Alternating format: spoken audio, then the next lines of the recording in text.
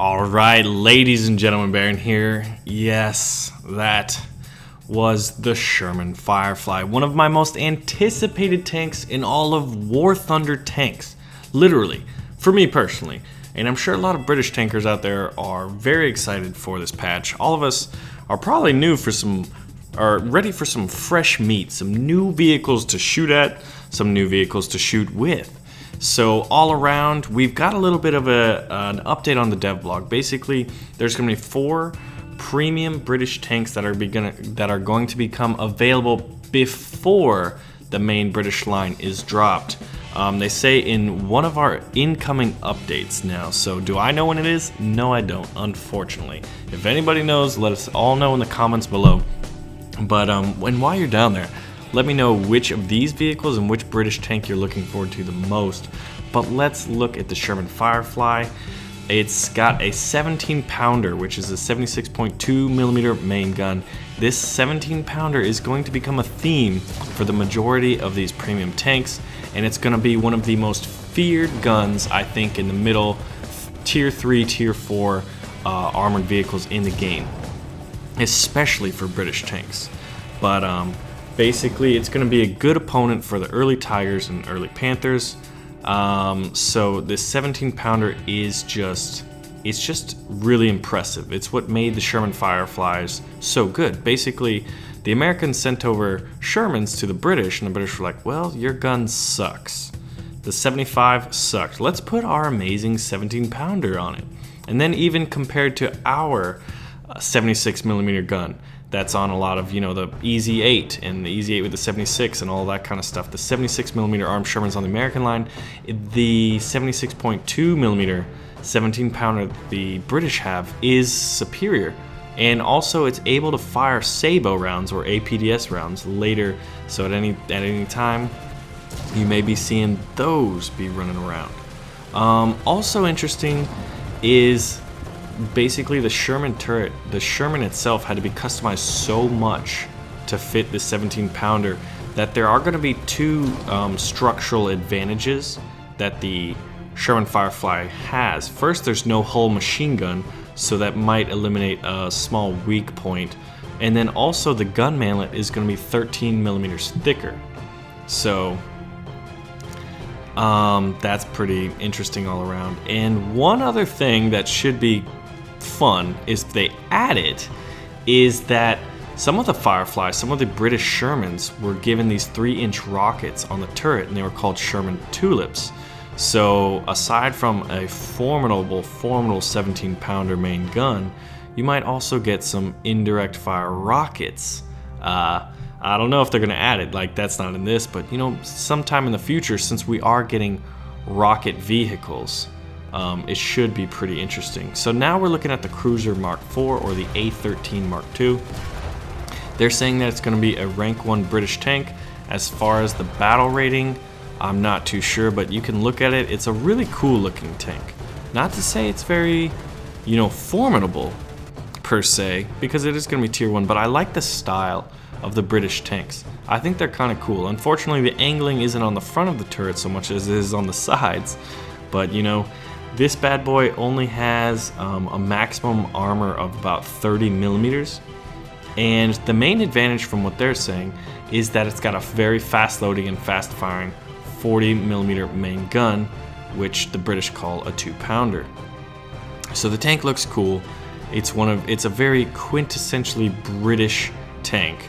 Unfortunately, there's no Matilda in this patch because I would buy the tits out of that. But it's got a speed of 30 miles per hour on the road and about 14 miles per hour off-road.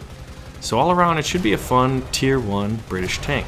And it will be premium, so it'll be fun to see how it mixes up with the Panzer IIs and the low tier Panzer IIIs and 4s and the BT7s, BT5s and all that kind of stuff to see how that goes. But I mean, it does have a pretty formidable gun for a tier 1 tank. Not as good as the British, or excuse me, not as good as the Russian tanks, but it's a little bit bigger than the American and German tier 1 tanks. So moving on, what we're looking at now is an absolute beast. This is the A43 Black Prince. It's basically a Super Churchill tank. It's got a wider hull. It's got a hexagonal turret, so there's better angling. And it's got the fabled 76.2 17-pounder main gun that the Sherman Firefly has. It's got a great armor. This thing should be a beast, an absolute beast for its tier. As far as which tier, I don't believe they've said anything. But yeah. But basically, it's going to have a max armor of about 152 millimeters. It's going to be very slow in lumbering. It's got great armor and a great gun, but there are costs. You can't have that great of a gun and that good of armor without a cost. And this thing is going to be incredibly slow. It's got about 10.5, it goes about 10.5 miles per hour on the road. That's half as slow as a KV-1. And for a little reference point, a T-28 or the T-95, those big American super heavy tank destroyers, those slow lumbering beasts, those things have a speed of 8 miles per hour, so this is marginally faster. But you know what, at least it's got a rotating turret as opposed to the T-10, T-28 and T-95.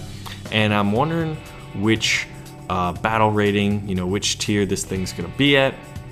But it should be really fun for you. For those of you who like the big heavy tanks, being able to absorb a lot of pain and also being able to dish it out with that 76.2, which the development of that gun, eventually it was able to fire sabot rounds, so that should maybe make it good. And moving on and completing this theme of the British 17-pounder, well, the Americans also gave the M10 Wolverine over to the British. And they're like, oh, that's great. Now we're going to improve on it. So they added, you guessed it, the QF 17-pounder 76.2 millimeter main gun. The same gun as the Firefly and the same gun as the Black Prince. This time on, the tank destroyer chassis of the M10. But they're calling this the M10 Achilles. And given that it has the 17-pounder, it's got considerably better penetration than the stock M10 Wolverine that, the Americans used. And also there was added armor. There's 17mm plates added on the front and sides of the tank.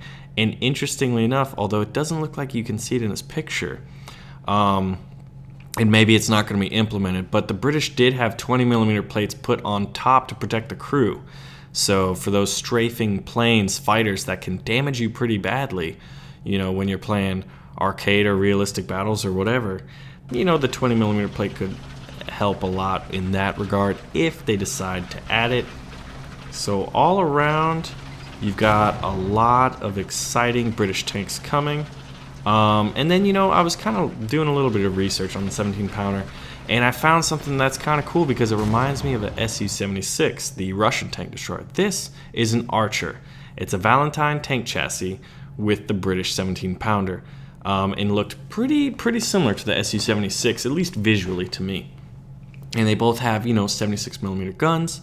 Now, which one's better is your guess, but I believe that probably the British 17-pounder 76.2 sounds like one of the best 76mm guns of the war. But what we're looking at right now is something a little bit different. This is a PT-76. It's a famous Soviet amphibious light tank. Oh, an amphibious tank, you say? Are we going to get amphibious tanks in War Thunder?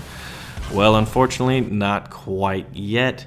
They're saying while they might look into amphibious abilities in the future, they're not gonna, the PT-76 won't have it right now. So basically it'll be acting as, a high tier or higher tiered Soviet light tank.